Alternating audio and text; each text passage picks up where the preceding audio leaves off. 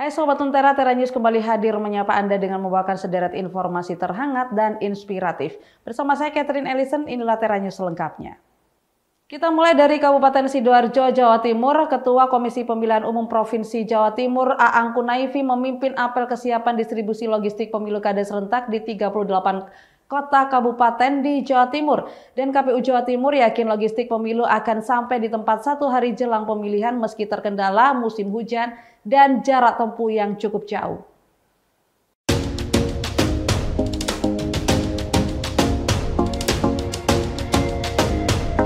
Proses panjang tahapan pemilu 2024 sudah dilalui oleh semua pihak, terutama Komisi Pemilihan Umum yang menjadi penyelenggara pemilihan umum gubernur maupun bupati dan wali kota di Jawa Timur.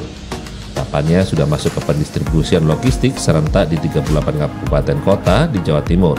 Ketua Komisi Pemilihan Umum Provinsi Jawa Timur, Aang Kunaifi, memimpin apel kesiapan distribusi logistik di gudang Komisi Pemilihan Umum Kabupaten Sidoarjo, Jalan Air Langga, Kecamatan Sidoarjo, Kabupaten Sidoarjo.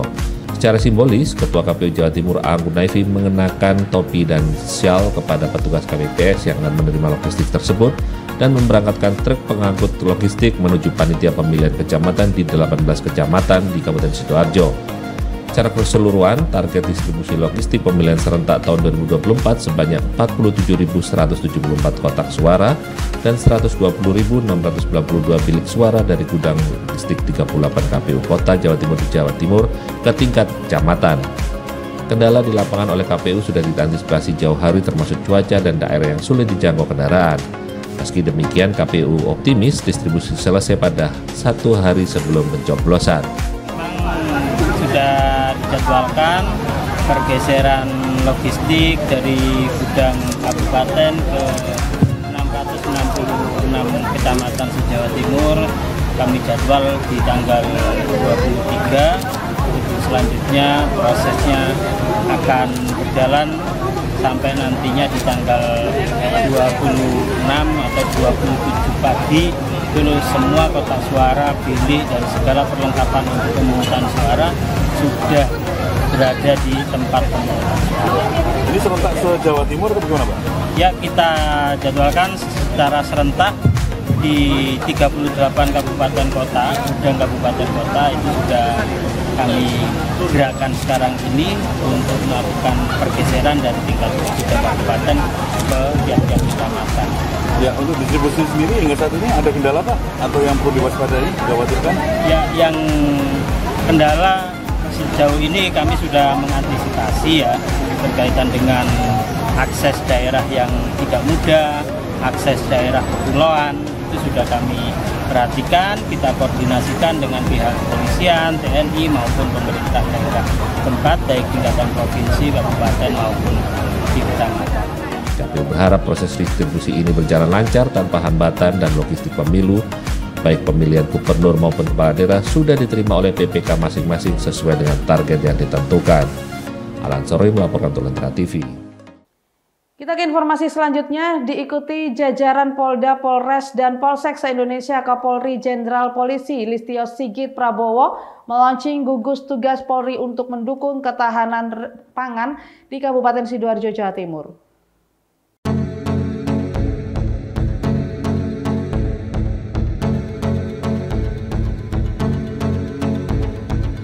Dalam upaya menciptakan swasembada pangan dalam waktu cepat sesuai asta-cita Presiden RI Prabowo Subianto, terus dilakukan oleh TNI dan Polri, salah satunya dengan membentuk gugus tugas Polri mendukung ketahanan pangan. Gugus tugas Polri dukung ketahanan pangan ini dilaunching Kapolri Jenderal Polisi Listio Sigit Prabowo di Desa Bulang Prambon, Sidoarjo. Launching ini dilakukan serentak dan diikuti seluruh Polda, Polres, dan Polsek di seluruh Indonesia yang dilakukan secara daring. Dalam launching gugus tugas Polri mendukung ketahanan pangan ini, Kapolri didampingi Panglima TNI Jenderal TNI Agus Subianto, sejumlah pejabat di lingkungan Polda Jatim, serta Kapolresta Sidoarjo, Kombes Pol Christian Tobing, juga melakukan penebaran dan tanam benih jagung di sebuah lahan tidur di kawasan Prambon, Sidoarjo. 37 hektar lahan tidur tidak produktif yang ditanam benih jagung oleh Kapolri dan Panglima TNI ini akan diberdayakan ke petani untuk dikelola dan dipanen menuju swasembada pangan. Selain melakukan penyebaran bibit jagung di lahan tidur untuk mendukung ketahanan pangan di Indonesia, Kapolri menjanjikan akan menyiapkan dan menambah personel Polri berkompetensi pertanian, perikanan, dan gizi yang akan turun langsung ke desa bersama petani untuk mengelola lahan pertanian di lahan tidur tidak produktif di sejumlah daerah di Indonesia. Untuk mendukung kegiatan ketahanan pangan, Polri dan TNI memberikan bantuan sejumlah alat pertanian ke sejumlah petani di wilayah Bulang, Prambon, Sidoarjo. Di antaranya 2 unit traktor, 4 unit mesin tanam jagung, 4 mesin pompa air, 2 ton pupuk urea, 2 ton pupuk NPK, dan 150 kg benih jagung. Program Polri khususnya tentunya bekerjasama dengan stakeholder terkait untuk mendukung apa yang menjadi program dan kebijakan Bapak Presiden terkait dengan program swasembada pangan, terkait dengan program dan rencana Polri dalam mendukung program ketahanan pangan tersebut, mulai dari bagaimana kita menambahkan lahan pertanahan, kemudian memanfaatkan lahan yang produktif menjadi lahan produktif, termasuk juga menyiapkan personil yang memiliki kompetensi dalam pemerintahan, pertanian, perikanan, dan juga dengan isi pangan, sehingga kemudian personil ini bisa melaksanakan tugas pokoknya. Kita juga memiliki kemampuan dasar harus turun ke lapangan untuk mensupport dan mendukung apa yang menjadi kebijakan Bapak Presiden. Sebagai visitor, manajer, atau mungkin bekerjasama dengan kelompok-kelompok masyarakat, komunitas Kabupaten, Tanahan. Alan Sori melaporkan untuk Mitra TV.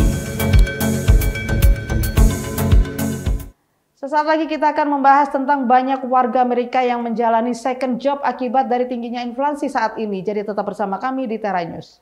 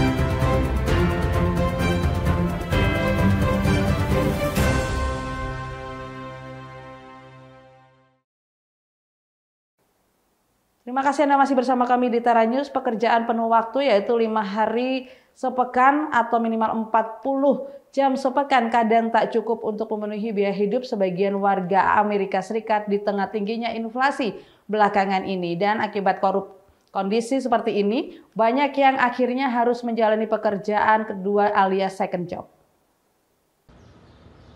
Di kota York, negara bagian Pennsylvania, laki-laki usia 21 tahun ini bekerja 60 jam seminggu. Separuh hari dilewatkan di sebuah layanan rumah duka, lalu selebihnya ia bekerja di sebuah restoran. Oh yes. Oh, I'm very tired. I usually get like 5 hours of sleep every day just because I have to cram in. Like even after here, I've been here since 7 and then I go into my other job after this just because that's just how it is. But it is hard. It's hard to try to find time for yourself and be able to do things personally and with family and all that stuff. Meski lelah, Zachary masih bersyukur karena bisa menabung dan bahkan membeli rumah dengan penghasilannya. Yeah, I always work weekends. I work every single day of the week. I never have a day off. So, but I like it though, so I can't complain too much. Sementara Gary, usia 58 tahun, juga memiliki 2 pekerjaan. Paginya ia menjadi pekerja kebersihan di sebuah pusat kebugaran di York. Sementara malamnya ia menjadi sopir untuk jasa pengantaran paket FedEx. 40 hours a week, 80 hours altogether in 2 weeks. You know, at FedEx, maybe 3 to 4 hours at the most, depending on the volume of the boxes or packages or whatever we get. That's probably like 20 hours a week. Gary mengaku kurang tidur. Sometimes I'm pretty much still be a little wired up even at the end of the night. Sometimes I don't go to sleep until maybe 11, maybe 12 o'clock. Tapi semua harus dijalani karena tingginya harga berbagai kebutuhan hidup. Basically the cost of living, you know what I mean? You know, just being able to have a little extra over just in case if something comes up, like, oh, well, I have a little extra to work with. Data Depnaker Amerika Serikat beberapa bulan terakhir menunjukkan jumlah warga AS yang memiliki pekerjaan sampingan di luar pekerjaan utama mencapai kisaran 8,5 juta orang atau 5% lebih pekerja Amerika. So we know from the most recent couple of years that wages and weekly earnings have not kept up with inflation. And so it's not surprising that in order to supplement household income, that you would see people go out and get a second job. So the fact that we've seen an increase since prior to the pandemic is consistent with the survey results we're getting from households that they're struggling with affordability. Ekonomi kreatif serta kesempatan kerja dari rumah memperluas peluang pencari pekerja tambahan.